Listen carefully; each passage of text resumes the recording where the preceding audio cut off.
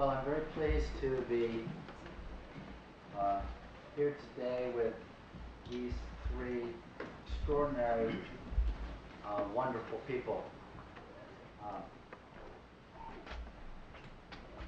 The theme today, the dignity of difference, is an enormously challenging theme, as all of you will know from the world that we all share.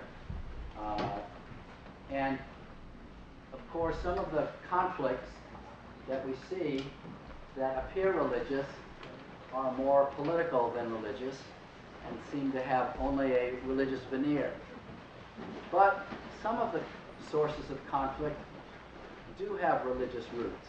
They have roots in theology and in the narratives that accompany the theological understandings and beliefs that are then anchored in the deepest loyalties that people have to one another, to their families, to their spiritual elders, and to their ancestry.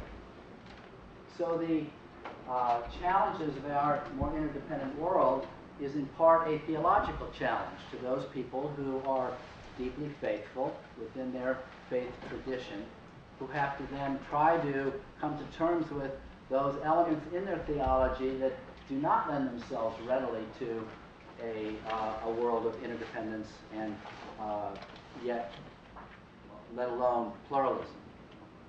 So a decade ago, I came across the writings of Lord Jonathan Sacks, the chief rabbi of the United Kingdom. After 9/11, he wrote a wonderful book full of insight, quite a radical proposition, this book called The Dignity of Difference.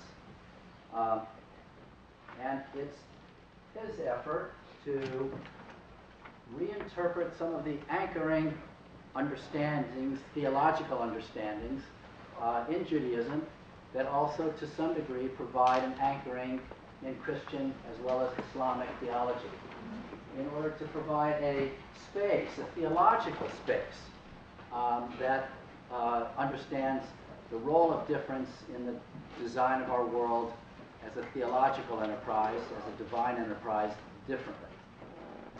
So Jonathan has been here, Rabbi Sacks has been here for the last day and a half, giving other lectures, and I asked him if he, before he flies off this evening to Washington, if he could share some of his views. And I then asked Diana Eck, who's started as within the Christian tradition as a professor of theology and comparative religion at the Harvard Divinity School, has branched off into many other areas in her understanding of comparative religions in India and Eastern religions as well as other Western religions, to join us on the panel and to speak from a Christian theological perspective on this challenge of pluralism. And as well, Ali Assami, who chairs the Near Eastern Studies Department as well as the Islamic Studies Department, has a deep background in Islam and teaches and introduces people to Islam, is deeply involved in Islamic education and teaching people of non-Islamic traditions about the nature of Islam, since it's so readily misunderstood due to the political events in our world today.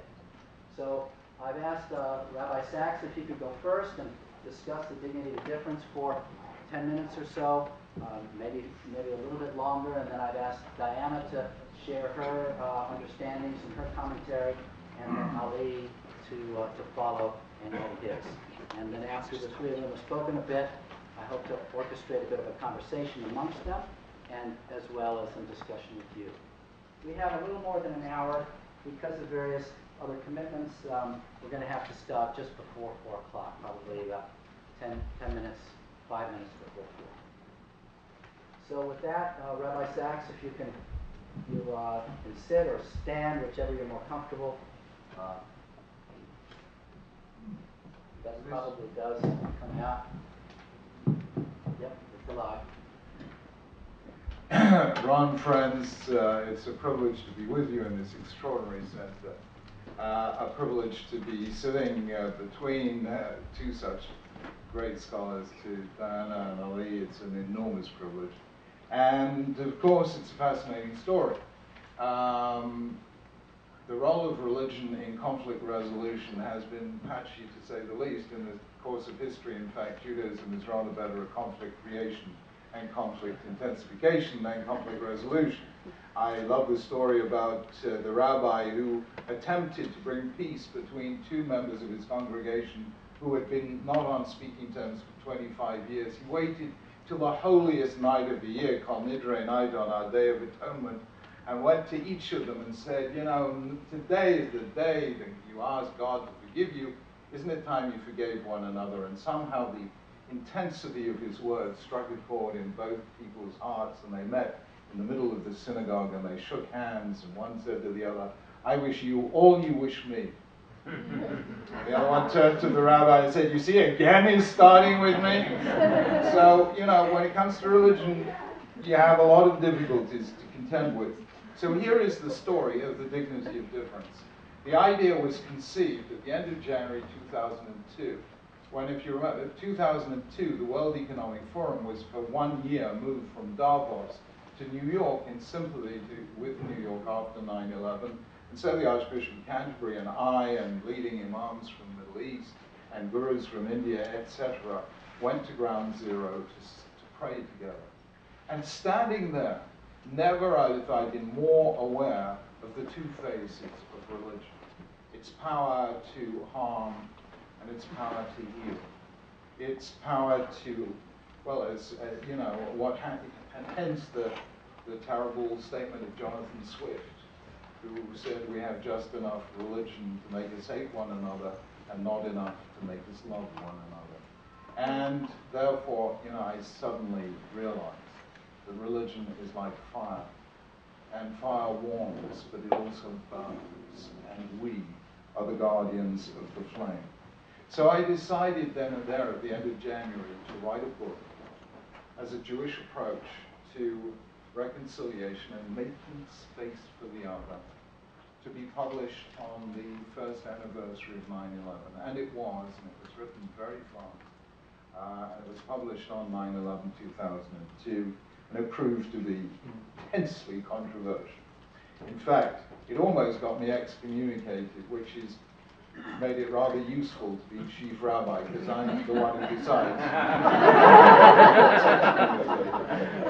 And oddly enough, it was then, in one of the toughest moments of my life, and it went on for many months, that I first encountered the writings of Ron Heifetz. Because when I can't sleep at night, I surf Amazon.com. And it was there that I came across this book called Leadership on the Line, subtitled Staying Alive Through, what is it? The Dangers of Leadership, Staying Alive. And since I had only been able to survive by repeated listenings to the Bee Gees singing Staying Alive, etc., I felt that somehow or other our souls were connected, and that God had sent me this book just at the right time. I read it, I was totally transfigured by it, and I emailed Ron. First time I've ever done this. I'd never met Ron, and I emailed him saying this is the first really honest book I have ever read about leadership. You know, it contains, you've read it, but you know, those sentences like, leadership is the art of managing disappointment at a rate people can bear, or receiving people's anger gracefully is a sacred task, you know, which, you know, this rather reframed things for me. So that was, and Ron immediately emailed back and said, look, I'll be in London in 2 weeks' time, why don't we get together? And so we did, and that was the beginning of a friendship that had an enormous influence on my thinking. I realized that we needed a paradigm shift here. We could not carry on with business as usual. However, it was clear to me, and don't forget I was speaking on behalf of the religious establishment. I am, as far as Anglo-Jewry is concerned, the religious establishment. We had to work within some very clear constraints. Number one, I had to base my arguments on the classic texts. I could not do it on the basis of some new conceptuality that's not known to the tradition. You cannot do that within religion. And therefore, how I defined what I was doing was I was listening within the Word of God for all time, for the Word of God for this time. So what I was doing was engaging in a classic exercise of biblical exegesis, because without that, I couldn't get a grip on the religious sensibilities of what is a very traditional community. Number two, it was absolutely clear to me that I had to do this a Jewish way and could not do it beyond Judaism. I couldn't speak for a Christian approach or an Islamic approach, because each faith has to get there in its own way. I truly believe that Britain and America are both tolerant, diverse, liberal democracies.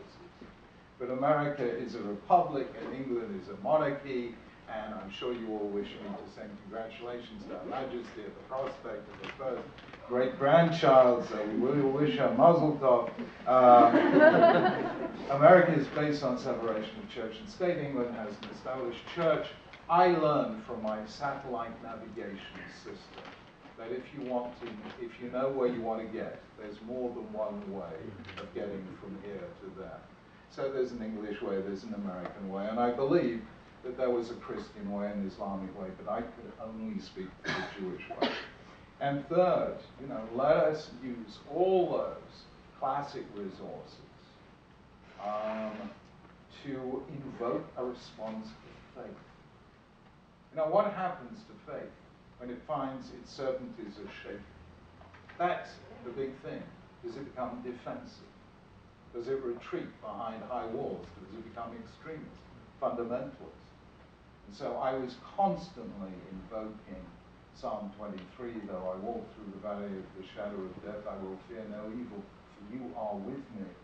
Faith, as I was explaining all along, is not certainty, but the courage to live with uncertainty. So here is the theology.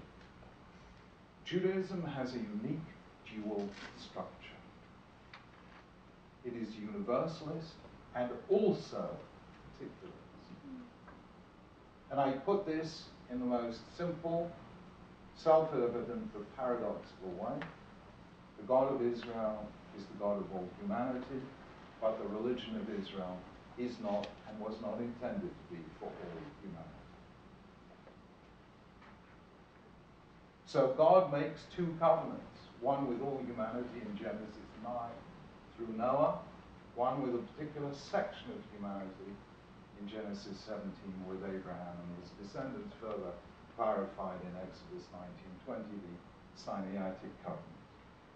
So Genesis 1 to 11 are about all humanity, and only in Genesis 12 does God turn to one individual and say, leave your land, your home, your birthplace, and your father's house.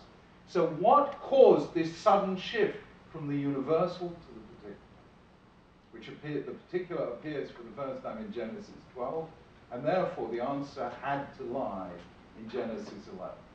You had to do close reading of Genesis 11, which is the story of the Tower of Babel. If you at the same time are strong-minded enough to also read Genesis 10, then that also helps. And I'm now going to tell you what happens. You remember how the story of Babel begins. Verse 1, 11 verse 1. All the land was of Safar Achat Dvarim Achadim, one language, shared vocabulary. And that sounds like an idyllic picture of harmony. However, if you read Genesis 10, you will see already in Genesis 10, God had divided humanity into 70 different languages and cultures. So how come in Genesis 11, verse 1, there's only one language? And we suddenly realize, and we only realize this actually through the findings of archaeology, that the Tower of Babel is probably the Bible's way of referring to the first empire of Sargon I, who boasted in inscriptions that archaeologists have uncovered of imposing his language on all the countries that he conquered. In other words, the one language of Genesis 11 is not some primeval harmony, It's an enforced uniformity. And already in the late 19th century, living in Tsarist Russia, one of the great yeshiva heads, Naftali Tzvi Yehuda Berlin, described in effect, though he didn't use this word because it hadn't been coined yet, Babel as the first totalitarianism. Everyone was the same. And therefore the Bible criticizes that vision the way Aristotle criticized Plato's Republic. Politics lives in difference, not in sameness. It follows, therefore, that the Tower of Babel is in what I call the attempt to impose a single truth on a plural world. Because the miracle of monotheism is that unity up there creates diversity down here. This attempt to impose a single truth on a plural world leads God to say to Abraham, leave and be different, in order to teach all humanity the dignity of difference.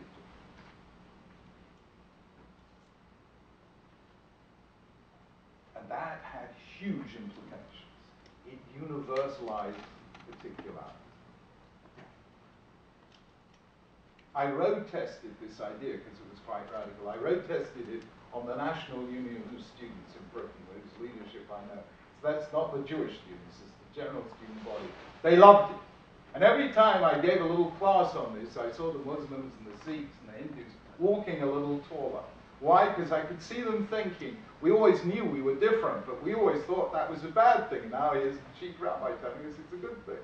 So they all felt empowered by this message. In fact, the University of London students have put outside their their building a little quote from The Dignity of Difference, because it kind of summed up their philosophy.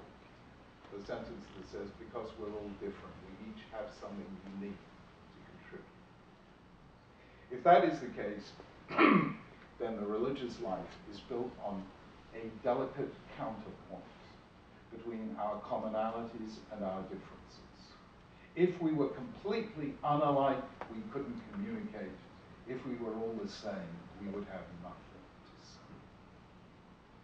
And that is how Judaism envisages the religious reality. What are the implications? Number one, for Judaism, our common humanity precedes our religious differences. Our common humanity is set out in Genesis 1. Our religious differences only begin in Genesis 12. And I believe that Genesis is best read, not that anyone has ever read it this way. Genesis is best read as philosophy in the narrative mode. So everything that's there is there for a general reason. Secondly, a feature of the Hebrew Bible now becomes absolutely clear. As the rabbi said, in one place, the Bible, Leviticus 19, the Hebrew Bible tells us to love our neighbor. In 36 places, it tells us to love the stranger. The real our neighbor is somebody like us. The stranger is somebody unlike us. As I put it, the religious challenge is to tell us, can we see the trace of God in the face of a stranger? Or as the rabbis put it in the Mishnah 2,000 years ago, when a human being coins many coins in the same mint, they all come out the same. God makes us all in the same image, his image, and we all come out. Can I see the trace of God in the face of someone whose color, culture, class, and creed are different from mine? And that is the religious challenge. So I believe that it works. It plays with every audience I've tried it with. It was very challenging to members of my community because it adds a little complexity. A big paradigm shift is always difficult to take. But because it's entirely rooted in the biblical texts, it survived. It survived, I survived. We had to make a few changes in the second edition, took me 3 hours. And what I most enjoyed in Ron Heifetz and Marty Linsky's book is that you say that one of the responsibilities of leader is not to get assassinated. So, you know, when the controversy gets just too intense, you lower the flame. I slightly softened some of the more radical sentences without any substantive change. It lowered the flame, because I was determined that dignity of difference should be my first statement on the subject and not my last statement on the subject. So I think we managed to bring the community along, and I, as an Orthodox rabbi, the text is taught by Orthodox rabbis, and it kind of, I think, got us through into a new way of looking at things. And now I find my own rabbis are much more open and much more active in interfaith work and good community relations. So that is the story, and thank you for listening.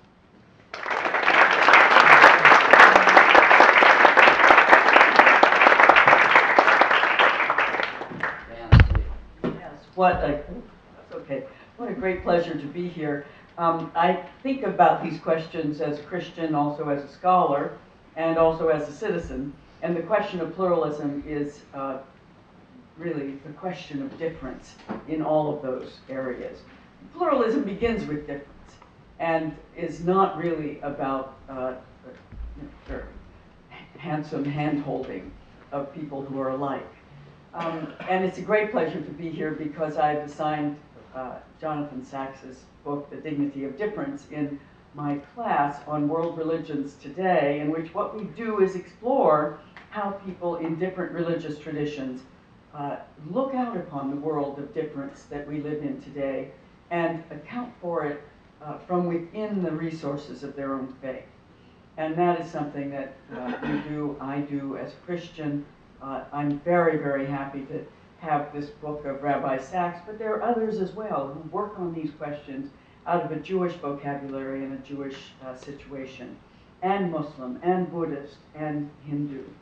But that quotation of, can I see God's face in the face of a stranger who is not like me, not of my own people? Can I hear the echoes of God's voice in the voices of a Hindu or a Sikh or a Muslim and not feel diminished but enlarged, in fact enriched by that?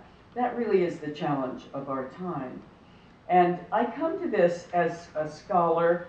To begin with, I suppose it would have been as a scholar because I spent my early years living and working in India and encountering difference, religious difference there as someone who had grown up within a Christian context. And a religious difference that involved a multitude of ways of looking at God, the multitude of names of the divine, multitude of ways in which the divine is imaged before the eyes. And that prohibition on the image of God is one that runs rather deep in all of the traditions represented here. So the challenge of difference was really there before me. And that became one of my academic challenges as a Christian, as a scholar, one I've worked on to this very day, because I'm sure I have worshipped in, and I will use that term, stood in prayer in more Hindu temples than any living Methodist. And I say that quite confidently, having traipsed all over India to try to find the ways in which Hindus view and encounter the divine in their own faith. I also approach this question as a Christian because I have been involved in my own religious tradition all those years, and involved over some years with the World Council of Churches as a sort of hip pocket theologian, because I'm not really a theologian.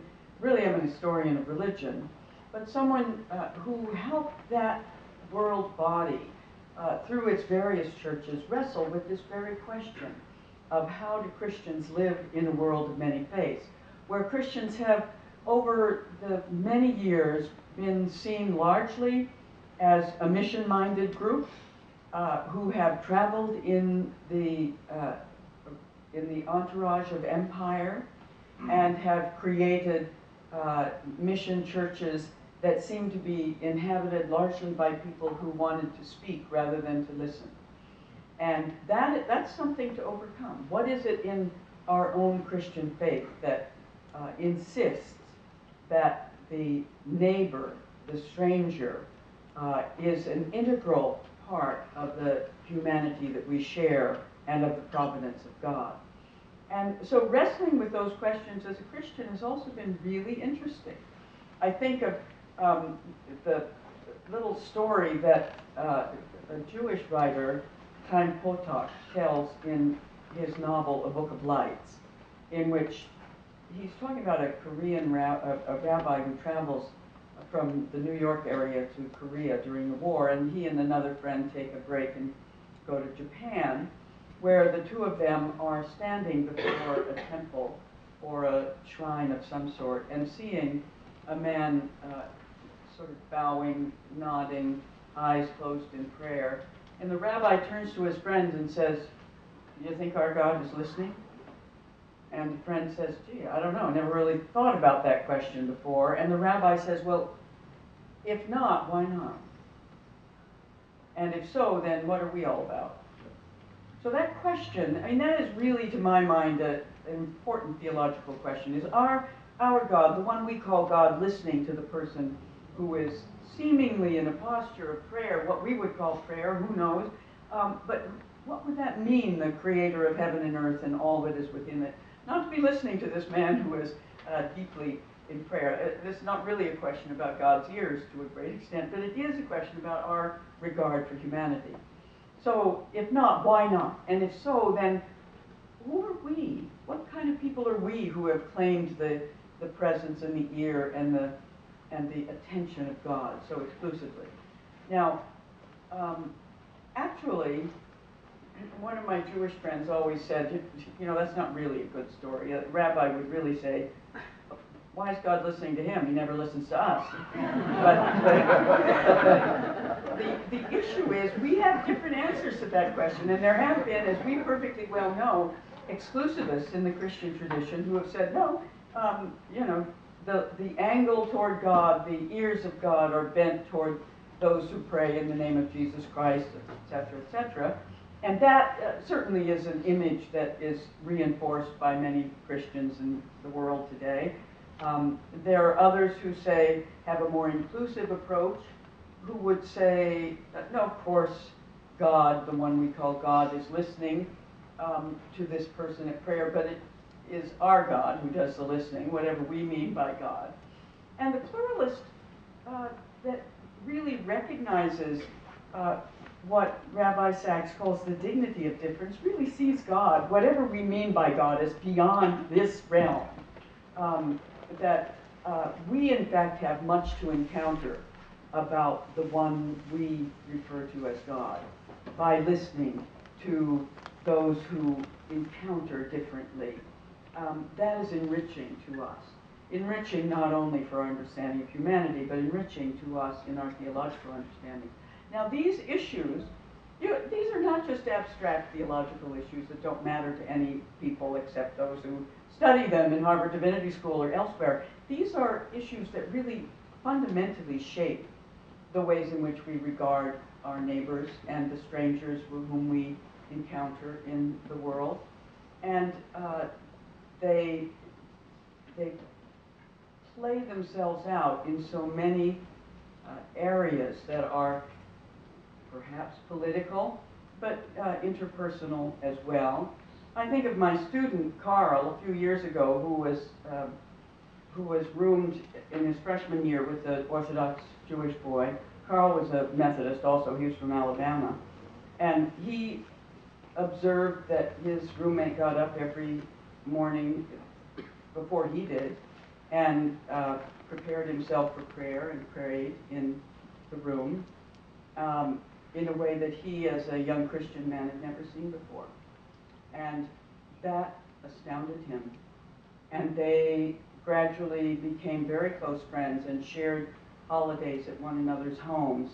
And you cannot imagine that Carl, in his ongoing life, would encounter the gospel stories of Passion Week, for example, in the same way as before, because this is a relationship that has challenged the sort of easy stereotypes of the way in which our narratives are sometimes told. And that is really what happens theologically. Our theologies are not really developed only by theologians who hand them down and sort of footnote them from generation to generation. They are developed in this day and age by people whose encounter with one another is much more serious, much more real than before, where relationships have transformed our ways of thinking. And so it seems to me that when I go back to the Christian bases for thinking about religious diversity and theological pluralism, that are respectful of our differences and that at the same time take our uniqueness, you might say, into account. The ones that have been articulated by wide-ranging groups of Christian theologians who get together and, from Eastern churches, from the spectrum of Protestant churches, from Asia, Africa, and Latin America, but they include things like this: recognizing the mystery of God's presence, that is not something that we can fold up and put in our pocket as if we knew exactly what was God's will and on whose side God is. Recognizing from the beginning the power of the story of creation, that is a creation of all there is when we take that great narrative seriously. And in the providence of that God, whatever we mean by that God, all humanity is included.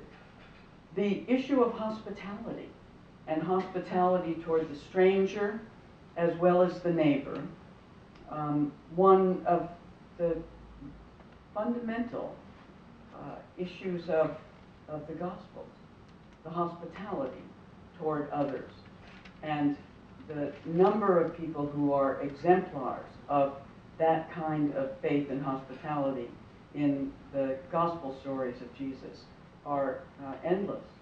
And then the whole idea of having, as Christians struggled with this notion of the Holy Spirit for a long time that sort of wound its way into a doctrine we call the Trinity. But the most powerful aspect of that is that the renderings of the Holy Spirit are totally without the captivity of dogma. The Holy Spirit in Christian views is seen as a flame, or a bird, or a wind, the ruach of creation in the Hebrew Bible. That is the Spirit. And to imagine that we as human beings can circle the wagons around the divine is precisely the kind of spiritual hubris that I think all of us are committed to just gently letting go, because the world we live in and the traditions we come from are so much richer than the kinds of narrowness of dogmas and fundamentalisms that so infect the world that we live in today. So it's a great pleasure to be here and enjoy this conversation with Rabbi Sachs and with Ali Asani, and I look forward to your thoughts and questions.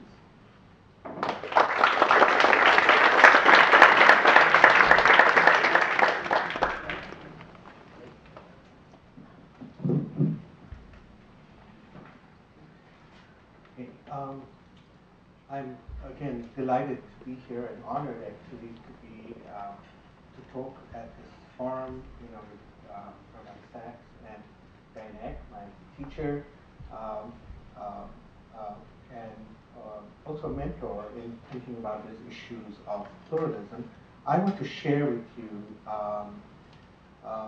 some of my own sort of ideas and notions about this notion of pluralism, of engaging with different.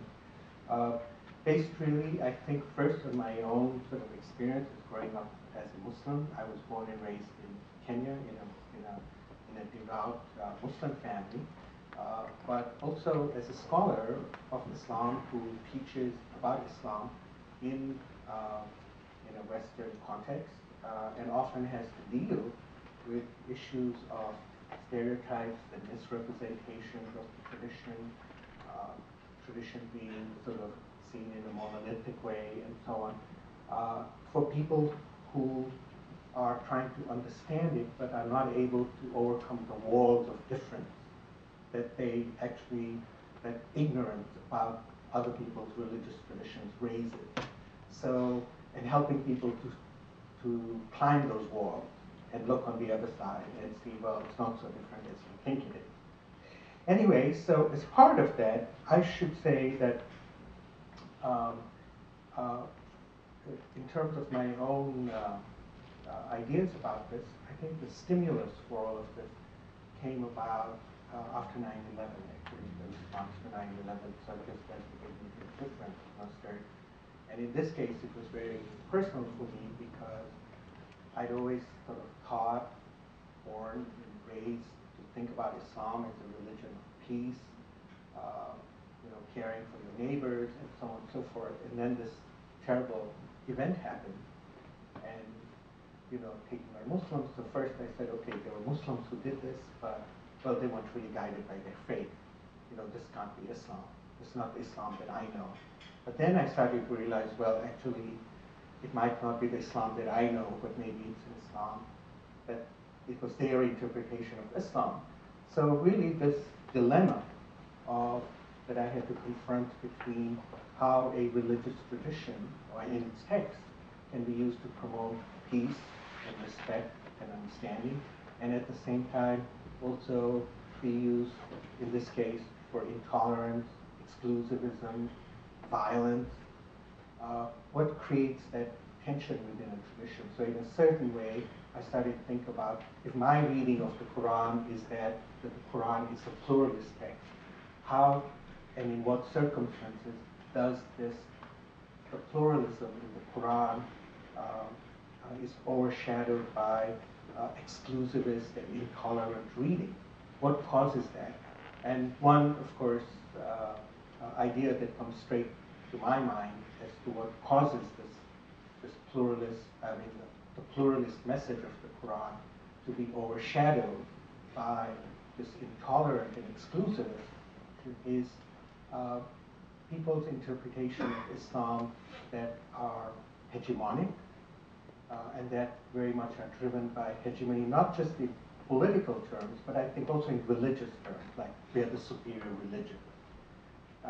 So let me say a little bit about this tension, at least the way I see it in the tradition itself. Very much, I think, when Rabbi Sachs spoke about the universalist and the particularist, I think I sort of see that echo there. But let me start by actually talking about what I mean by the pluralist. I mentioned that I grew up in Kenya. Obviously, I'm of South Asian ancestry. Kenya I grew up with a Kenya that was, actually I was born in Kenya that was colonial, under British rule. It was a society that was deeply divided on racial lines. So it was really a society that practiced apartheid, because you had the British settlers, the whites as they were called, and you had the Asians or the Indians, and then you had quote unquote the African, and each group had its own place in society. If you were Asian or Indian, you could, there were limitations to your education, what kind of professions, to where you lived, what kind of schools you went to, what kind of hospitals you went to, so on and so forth. Then I also knew that in each of these groups, there were also differences. So I knew, like in the Asian, sort of Indian category, there were Hindus and Sikhs and Muslims, and then there were all these other Jains and so on. There was a great deal of diversity. Or if I looked at the African, what was the African part, there was a great deal of diversity there too, with all the different ethnic groups. So in one sense, I was surrounded by all this difference, but I was seeing this difference actually as a cause to create differentiation, but also privilege in society and lack of privilege. So I remember when I was 9 years old, asking my father, well, why did God create people differently? What's the purpose? Because all I can see is the difference is seems to cause tension, polarization, and tragedy. So interestingly, he quoted a verse from the Quran, which he said that God, and then it's speaking in the first person plural, that we have created you into communities and nations. Actually, it starts where we've created male and female, and into communities and nations and tribes. I'm paraphrasing it, so that you may know one another, or so that you may learn from one another, depending on how you translate in Arabic. And that, that verse from the Quran, for me, growing up, meant a lot, because it meant that really the divine purpose of creating difference was not to create polarization in society and tensions, but it was an occasion for knowledge. And that, in fact, human difference was actually, in a certain way, a sign of divine genius, because difference surrounds us, and we're supposed to learn from this difference every day. But obviously, the question is, how do we deal with difference? And we're not learning. Sometimes we don't learn from difference; we fear it. In any case, so those were the first sort of, ideas that I had about, this notion of pluralism. Then, when I started sort of reflecting on this further, especially when I started teaching about Islam, and what is this word Islam and this word Muslim? I'm thinking about it. I was thinking about the name of a religion, and Muslim as the person who follows the religion. But then, as I started studying the Quranic text, more to teaching in the context of my classes, I realized on my own, and then I found out that there were other scholars who had actually come to this realization as well, is that the word Islam, the way it is used in the Quran, doesn't mean the name of a religion. And the word Muslim in the Quran doesn't mean a person who's following the religion of Islam. The word Islam in Arabic literally means submission, and Muslim means anyone who submits to God. So when the Quran talks about Islam, it's an act, not the name of an ideology. It's an act of faith. And I would say actually more than submission, it's commitment to God. So for me, that was an interesting sort of paradox. How did this Islam, with a small I, if you put it, because it's an act of faith, come transform in our understanding of it to an Islam with a capital I, the name of an ideology, or Muslim with a small m, into Muslim with a capital M. And that tension there, I think for me, you see in the Quran and early Islam, you see the tension already there between the pluralist and the exclusivist. Why this is important? Because in the Quran, Abraham is called Muslim. And in fact, there are verses in the Quran that talk about all the different prophets, Moses, Jesus, and so on, and characterizes them as Muslim in the sense of having submitted to the will of God. And the Prophet Muhammad is just seen as the latest in this long line of prophets.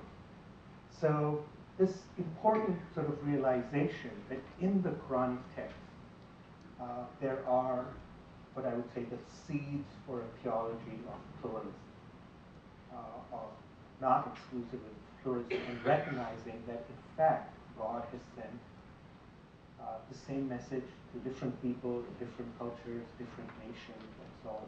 That there's a very strong theme in the Quran itself. But at the same time, there are places where, in fact, the Quran has come to be interpreted in very exclusivist ways. And how does that happen? And I think some of that, I think, is a product of theology being shaped by different political and historical circumstances. So I think in the early history of Islam, when you get the rise of dynasties like the Umayyads, and Islam becomes a religion of empire, and people want to justify imperial rule on the basis of superiority. And after all, when you think about how Christianity has been used to justify colonialism even more recent times, that we have a superior religion. That's why superior religion, superior race, superior civilization. That these kinds of notions developed and texts were reinterpreted, right, to fit the changed historical and political realities. But I think the tension is still there in the tradition itself. I will just, I'll make two comments and then I'll stop. One is just an example. I had a student at the Harvard Divinity School several years ago who was training to be a minister, and she took my course on Islam. And after my first lecture, and I tried to make the distinction between the different ways you can understand Islam, she came up to me and she said, "I've got to tell you a story. I've got to get it off my chest." So I said, "Okay, what is the story?" And the story was that she had been in a conference, a peacemaking conference, which included Palestinians and Israelis and so on. And as part of this, she was partnered with the Palestinian woman who was Muslim, and they were talking about each other's religious tradition. And somehow she recalled this Palestinian woman, Muslim, telling her, "So you too are Muslim." And this student of mine, I'm just going to call her Elizabeth because it's a fictitious name, she was appalled. Like, how could this woman make me a Muslim? I don't know much about Islam, but she didn't realize the sense in which she was using the term Muslim. So she actually walked away from that conversation because she was so angry. And in my lecture, she realized that in fact, what this Palestinian woman was doing was reaching out and trying to say that you too are submitted to God, just like I am. So I think that was instructive what religious illiteracy can do in terms of how people perceive each other. The other thing that I want to comment on is this. I think both Rabbi Sachs and Diana talked about, seeing the face of God in a stranger. There's a theme, there's a verse in the Quran that comes over and over and over again. Wherever you turn is the face of God. And of course, there's this question that, why is it saying wherever you turn is the face of God? And there's another verse that also sort of talks about wherever you're surrounded by the signs of God. What are the signs of God? Sometimes the signs of God are represented as nature. Like, how can you not believe in God when the signs of God surround you? The question is being able to read those signs and not taking what you see around you in a literal sense. So this, wherever you turn, is the face of God.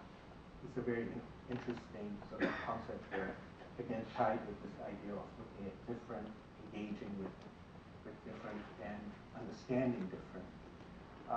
And one in the Islamic sort of mystical traditions, this is very often translated as that at an exoteric level, we see different because we're seeing with the physical eye, with the eye of the materialistic world, with the zahir. But if we see with the heart, then you realize that underneath all these different, there is in fact a fundamental unity. And even Arabi, the great philosopher, Sufi, said that actually we should be people, that one of the great states is to be the person who can see with the two eyes. With one eye, you see the different, and with another eye, you see the unity. So that also.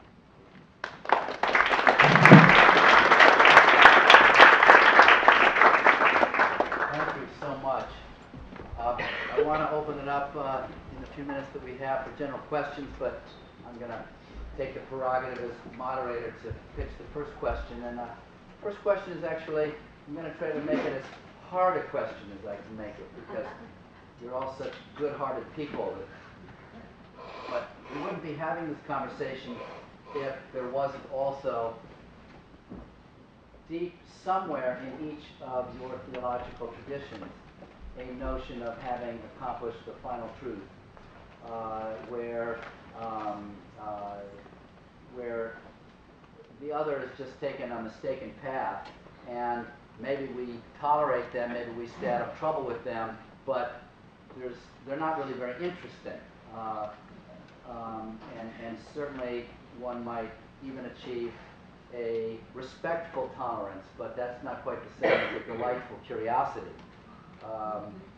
So that anchoring in that this is the final prophet and the culmination of the prophecy, and that there is no more to say, or that there is one way to be saved through in the Christian, or that, and somehow within somewhere in the buried in the operating system of Jewish theology has to be notions of having achieved an ultimate truth and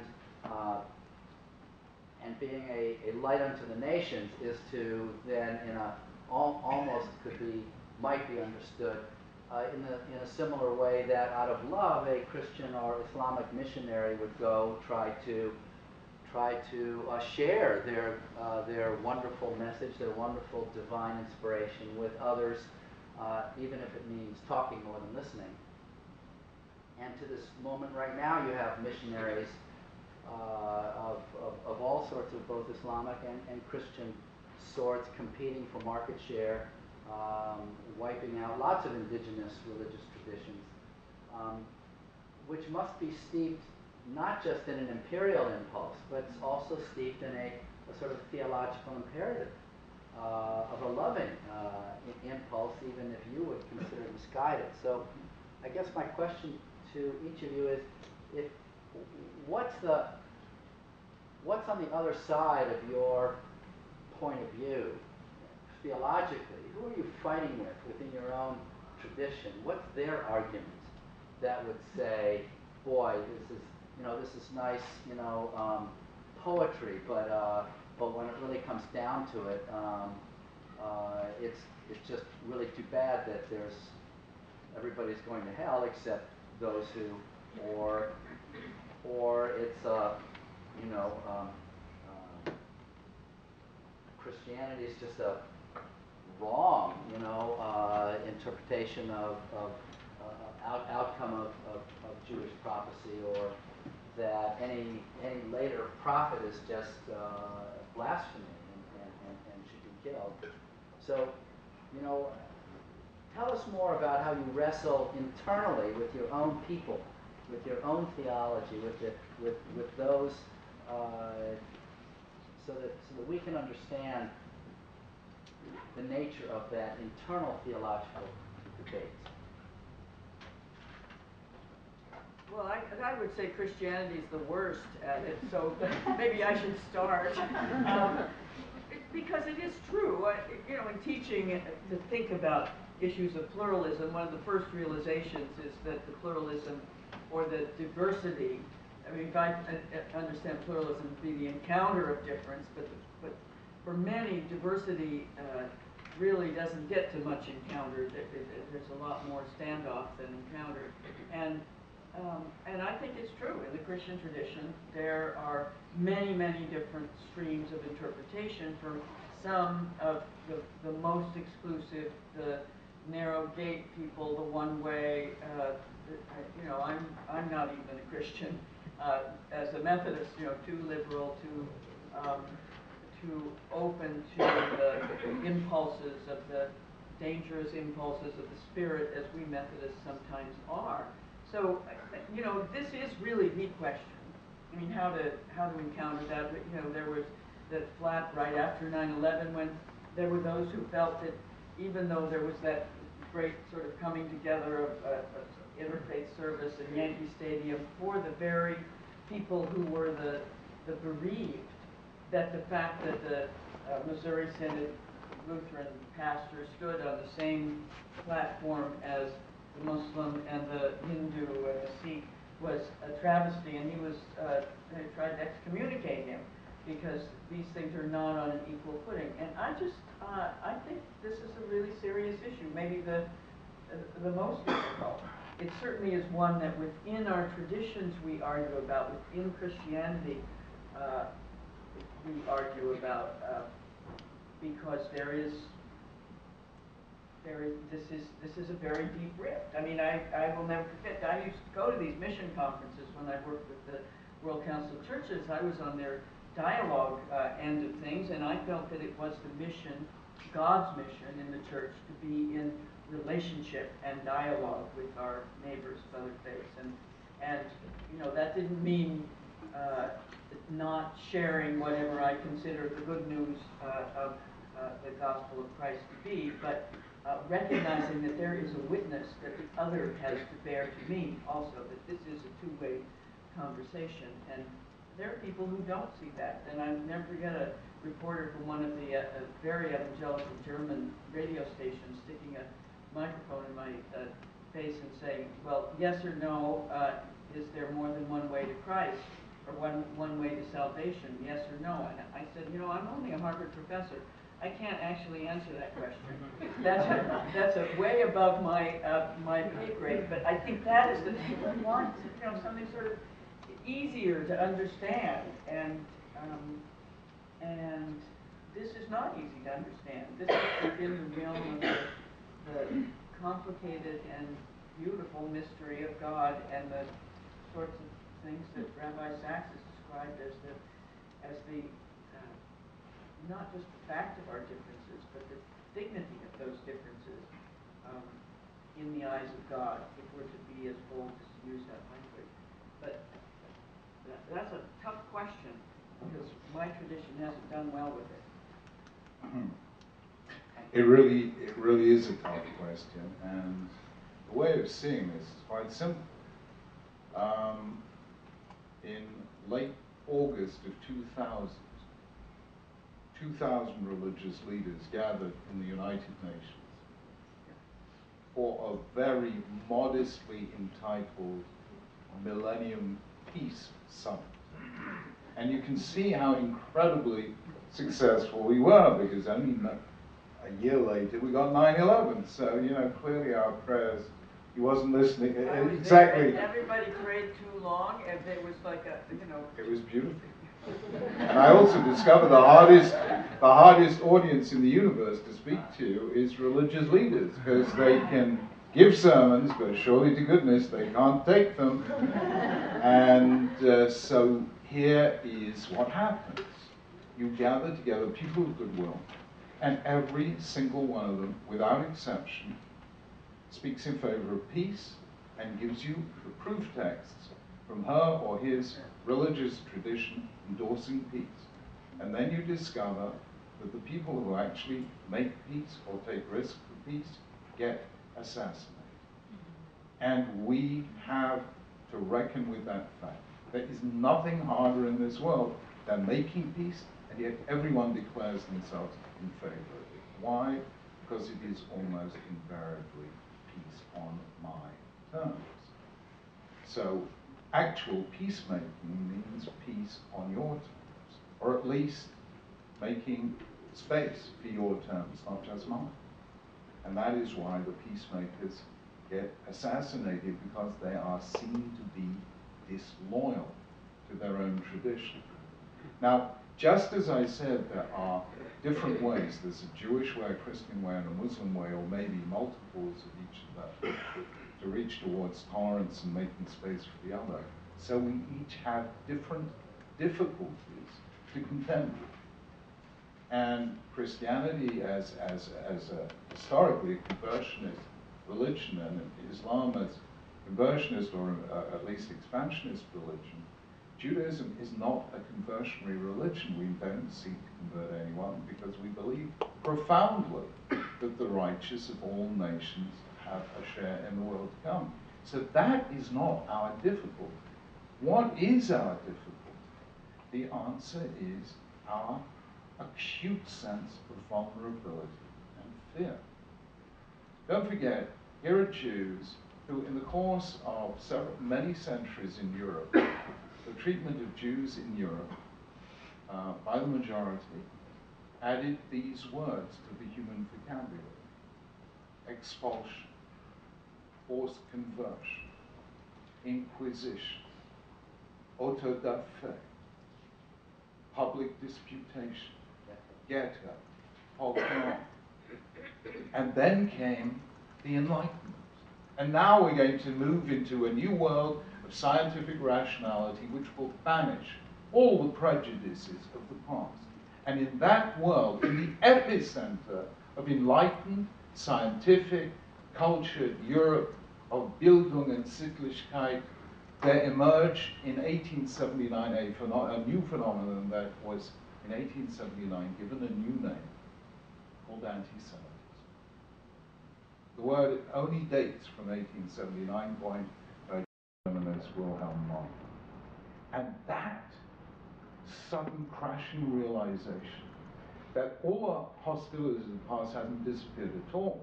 In fact, they got much worse, because in the Middle Ages, Jews were hated for their religion. In the 19th century, they were hated for their race. You can change your religion. You can't change your race. So that people could work for the conversion of the Jews, but in the 19th century, they could only work for the elimination of the Jews. And that double blow, after those long centuries of medieval persecution, to have this promise of a new age of emancipation to be shattered by the Holocaust. Jews are living in great fear and a great sense of isolation and vulnerability. So it's not so much the theology of Judaism, but the actual psychology of Jews, where we are today, that makes them feel that fraternizing with the enemy is an act of disloyalty, or is destined to end in failure, because every time we tried in the past to reach out a hand of friendship, it was rebuffed. So I think those are the inner tensions within the Jewish world, and I see that as why this message required me not just to write the book, but to walk the talk, to be seen very publicly, to be engaged in creating friendships with Christian and Muslim leaders and seeking India, Zoroastrian and so on, and to do that in a very public way.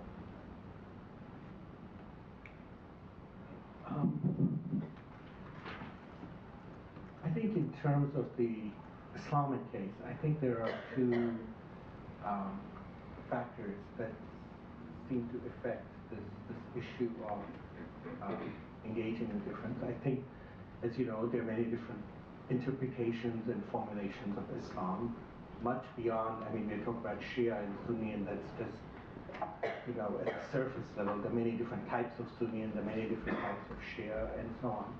And I myself, while I grew up Muslim, I did grow up in a Shia family. So I know all about other Muslims telling you, well, you're not really Muslim. I've even had it said, because I teach courses on Islam here at Harvard, I've had people say to other people that, well, he can't really teach you about Islam, because he's not really a Muslim. As if, you know, that's a credential, he can teach about Islam. In any case, so several years ago, I wrote a piece on, for the Woodrow Wilson Institute, on Muslims knowing the Muslim other, in which I argued that actually one of the, you know, if you're talking about interreligious pluralism, it is deeply connected with intra-religious pluralism, within accepting difference within the tradition itself. And I think that one of the issues in the history of Islam is the inability to accept different interpretations of Islam. And I think some of it has been tied to the politicization of the religion, when the religion is used to promote certain hegemonic goals, certain imperial goals, that the people who are in power, you know, will say, okay, my Islam is superior to X person's Islam, or X person is an infidel, and therefore must be eliminated. You know, it's very interesting, we talk about Islam and jihad. Of course, jihad has many, many different meanings. It can be a very spiritual struggle, but very often the quote-unquote victims of jihad tend to be other Muslims who are not, who are not following the same doctrine. So there's this, I think, this tension within the tradition itself. Now, I think when we're talking about inter-religious pluralism, there are certain Quranic verses that are so clear, talking about the Jews and the Christians and the people of the book and definitions of Muslim, that we have text there. But when it comes to intra-Muslim pluralism, where are those texts? Where, you talked about being based on closet texts. Where are those texts, and try to think about how do you create a theology of intra-Muslim pluralism? And it's a tough issue. It's interesting. Tariq Ramadan, the professor at Oxford, who talks about contemporary Islam and so on, he mentioned that at one point in one of his books that when it comes to presenting themselves to the outside world, very often Muslims will present a very unified base, that all Muslims are brothers and sisters, and so on and so forth. But when conversing between themselves, they're very reluctant to accept, difference among themselves as equally respected. Now, having said that, there are, however, traditions within Islam of the acceptance of difference. So I think, most of you know that, for example, in Sunni Islam, there are now 4 major schools of law. Now, first, when these schools of law started emerging in the 9th, 10th century and so on, each considered the other quite heretical. But eventually, over time, they were each come to be recognized as orthodox, equally orthodox. And that's an interesting transformation to see how a tradition has dealt with it. There are, for example, the issue of the Shia. In more recent times, you see Al-Azhar, the major institution of Sunni learning that teaches the different Sunni schools of thought, has now also included the Jafri school or the Shi'i tradition. So I think there are resources within the tradition itself, we see historically, of trying to come to terms with the difference, but I think it is a big struggle, and I think it's, the story is, I think, ongoing. And I think after 9/11, I think that has propelled the story to another level. Thank you very much. We have a few minutes for questions. Yes. Yes. Go ahead, please. Yes. I want to pursue your notion of inter-religious pluralism in relationship to inter-religious pluralism. I'm aware of schools, particularly the Jewish community. If you could speak as loud as possible, that would be great. Sorry, I'm trying. Is this better? Yes. Okay. I'm aware of schools within the Jewish community in particular that are trying to be intentionally pluralistic. Their driving idea seems to be, if I can, within my own faith community, develop that kind of pluralism, then people leaving it, sort of the bosom of the community, that kind of environment, will be able to engage in the wider range of the world environment, the stage upon which we all take our parts, and be able to do that. But by containing the group in its own within its own religious tradition for schooling, it's kind of another message at the same time. Do you have any thoughts on that? In terms of an approach to helping people become more sensitive to pluralism, or any other kind of models that you see as powerful, I guess I'm asking this to everyone, but powerful for helping people learn. You're talking about in the sense that Ali was describing, intra-faith pluralism, right. Pluralism even within your community, which maybe at times the most heated and the most but they see allergic to responses. as a step towards inter-religious pluralism as well. So I'm just curious about that whole preparation for pluralism, really.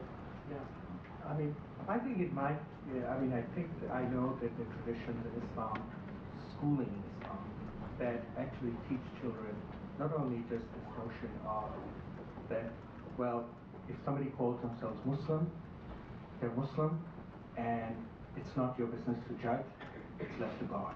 God is the judge. And you are nobody to make this judgment. But also, we teach also that Quranic notion of Muslim as anyone who submits to the will of God. So trying, I think, to address both issues, you know, in educational materials and so on. It's by no means universal, but we do have, you know, Muslim school systems, educational systems that are promoting that viewpoint. It can actually work the opposite way as well, which is that interfaith conversations can generate intrafaith conversations. And so, for instance, take a very simple bilateral conversation, the Council of Christians and Jews in Britain. I was able for the first time to, because traditionally only the chief rabbi was the Jewish president, and now we have something we introduced, a reform, a conservative, what you would call a reconstructionist, and a Sephardi as well as Ashkenazi. So there are 5 of us who sit around that table, and this is very safe space for us to sit around because interfaith is actually in some ways easier than intrafaith, exactly as Zoe pointed out. So it can work the other way around. So you have a two-way traffic. But I also had to, since I had to deal with intra-faith issues, not in an interfaith context, but just getting along, I was forced to formulate 2 principles which actually work in all circumstances, and which work whether you're a religious pluralist or not. And the 2 principles that I use are these. On all matters that affect us as Jews, regardless of our religious differences, we work together, regardless of our religious differences. On all issues that touch on our religious differences, we agree to differ, but with respect. So what this means is that we can work together on interfaith, on fighting anti-Semitism, promoting welfare, etc., which constitute about 50% of our communal activities. On those, we can work together without any problem because we've taken the theology out of it. And that means that even on the areas where not everyone is in agreement, we are nonetheless friends because we work together on all the other areas. So these 2 principles actually work whether you're a pluralist or not. Dan, if you want to make a comment on this. Go ahead and open it up to another question. Sure. We have time just for one last question. Yes. Question, just one, probably easier to have. If you could speak louder, please. Probably easier to have you 3 here than have Orthodox, conservative, and reform rabbis about theology, certainly, right. But here's a question about the fact that every monotheistic tradition also has a, I wouldn't call it a shadow side, but a subterranean stream of monism. For Christians, mysticism, for Sufism, Kabbalah, etc. And that monism, because it's not that turf-oriented, seems to be marginalized. I know in India, perhaps Sufism has a greater possibility, but yet they have been attacked virulently by other Muslim groups.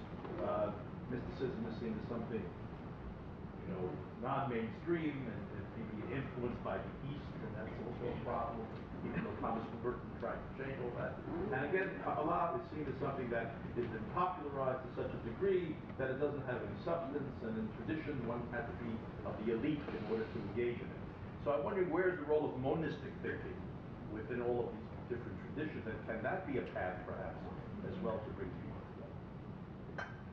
Well, there certainly are those who, in each tradition, would say that when you drill down deep into your tradition, the deep subsoil springs are pretty much alike. And in the Christian tradition, with the blessing of the Vatican after Vatican II, there's been quite a movement to move toward what they call monastic interreligious dialogue, what Merton called the dialogue of those who have kept their silences. And I like that phrase, and I think there's a lot of that that goes on. I would say in our own world, the world that is, gradually expanding on these religious traditions that the three of us represent, there's a lot more of that even. The people who refer to themselves as spiritual, but not particularly religious, or even the new nuns, they call them, not in the Catholic sense, but the ones who don't actually identify as belonging to a religion for some of the reasons that we've articulated here. And that, that is a more expansive terrain, really. There is, at least in my experience, a sense that the monists, the mystics in each religion tend to be extremely gentle. And very often they recognize a kinship across all the boundaries. Perhaps because they operate at a level beyond words. Now, this, of course, is almost unbelievably painful for Jews because silence is more or less unknown in Judaism. As Elie Wiesel once said, Judaism is full of silences, it's just that we don't talk about them. But I've certainly found that music and food and meditation are wonderful ways of bringing people together. And historically, of course, this was true. Maimonides' son, Abraham, who was a monist, found enormous kinship with the Sufi tradition. So I think mystics recognize one another across all the boundaries of faith. You want to have a final word on it? Sure. I would say in the case of Islam, yes, it's true, of course, it's a very powerful mystical stream, which interestingly, at least I would say from the 12th century onwards, all the way down to the 18th century was, if you could call anything mainstream Islam. This was it. It was the way in which people understood Islam. And it was a very powerful force. If you look at the Mughal Empire in India and so on, there's a great deal of mystical ideology that has implications for the ways in which societies were being organized and so on.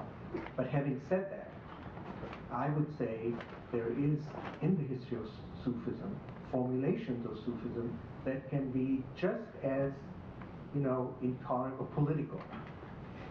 They become political movements, and when they become political movements, they can be just as intolerant of the differences. So I would say sometimes, this mystical movements, are not don't always lead to this kind of harmony. Okay, thank you so much.